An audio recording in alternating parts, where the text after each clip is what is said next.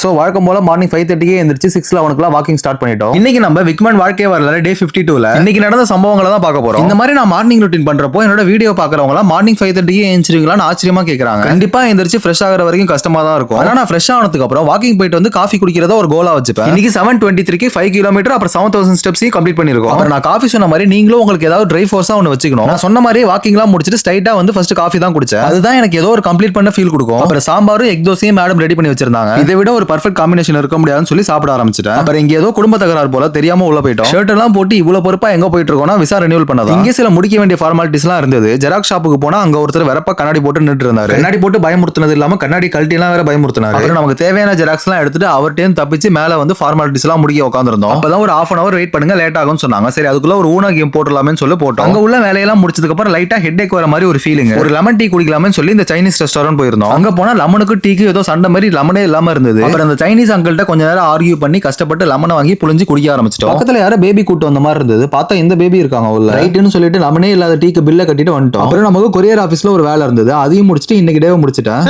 வரண்டா சின்னசாமி. சரிடா.